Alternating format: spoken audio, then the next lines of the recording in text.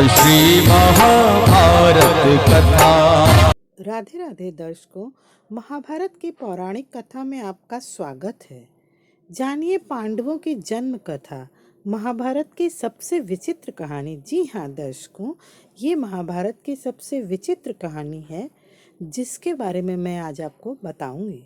अब तक मैंने आपको बताया कि कैसे महाराज पांडु कुंती से विवाह के बाद माद्री से विवाह करते हैं और विजय यात्रा की थकान उतारने के लिए महारानियों के साथ वन विहार को चले जाते हैं और वहीं वन में शिकार के समय शब्द भेदी बाण चला देते हैं जो जाकर के किंदम ऋषि को लगता है और उसी समय वो अपनी पत्नी के साथ मैथुन कर रहे थे।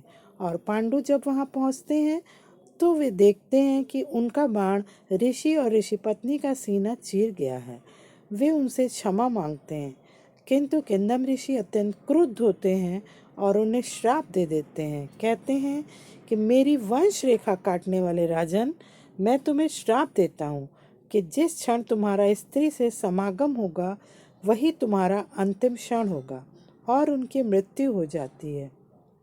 इस श्राप से पांडु अत्यंत दुखी होते हैं और वे कुंती और माद्री को आकर के ऋषि किंदम के श्राप के बारे में बताते हैं। उधर राजमाता सत्यवती पांडु को बुलाने के लिए संदेश भेजती हैं। पांडु अपनी दोनों रानियों के साथ हस्तिनापुर लौट आते हैं और आकर के अपने श्राप के बारे में सबको बताते हैं और सबके परामर्श से वे धृतराष्ट्र को राज सिंहासन पर बिठाकर स्वयं प्रायश्चित के लिए वन जाने का निश्चय करते हैं।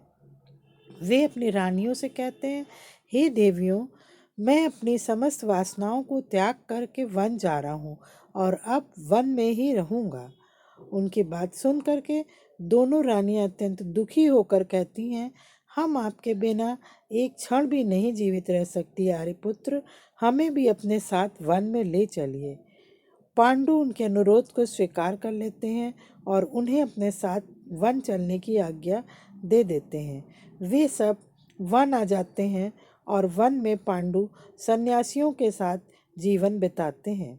इसी दौरान एक दिन राजा पांडु अमावस्या के दिन सारे ऋषि मुनियों को ब्रह्मा जी के दर्शनों को जाते हुए देखते हैं और उनसे स्वयं साथ ले जाने की आज्ञा मांगते हैं। उनके इस आग्रह पर ऋषि मुनि कहते हैं कि राजन, कोई भी निसंतान पुरुष ब्रह्मलोक जाने का अधिकारी नहीं हो सकता, अतः हम आपको अपने साथ नहीं ले जा सकते। ऋषि मुनियों की बातें सुनकर पांडु अत्यंत दुखी होते हैं और अपनी पत्नी कुंती से कहते हैं, हे कुंती, मेरा जन्म लेना ही व्यर्थ हो रहा है, क्योंकि संतानहीन व्यक्ति पितृ ऋण, ऋषि ऋण, देव ऋण तथा मनुष्य ऋण से मुक्ति नहीं पा सकता।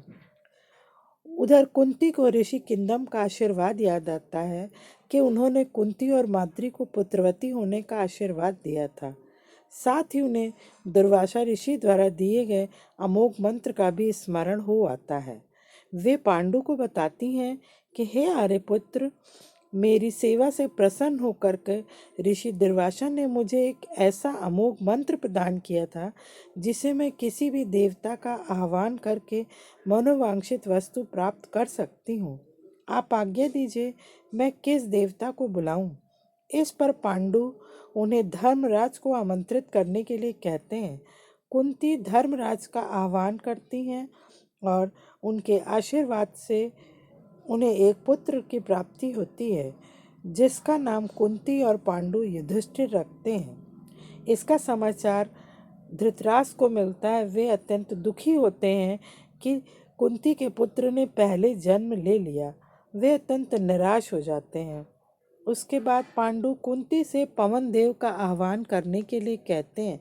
तब कुंती पवन देव का आह्वान करती हैं और उनके आशीर्वाद स्वरूप उन्हें एक अत्यंत बलिष्ठ पुत्र की प्राप्ति होती है, जो जन्म के समय ही इतना बलशाली होता है कि जब कुंती उसे पांडु को दे रही होती हैं, वो उनके हाथ से छूटकर शिला पर गिर जाता है और पांडु कहते हैं कि हे कुंती, हमारा ये पुत्र अत्यंत बलशाली होगा, और वे उसका नाम भीम रखते हैं।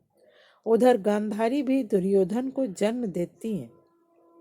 शेष पांडवों और कौरवों के जन्म की कथा आगे मैं आपको बताऊंगी।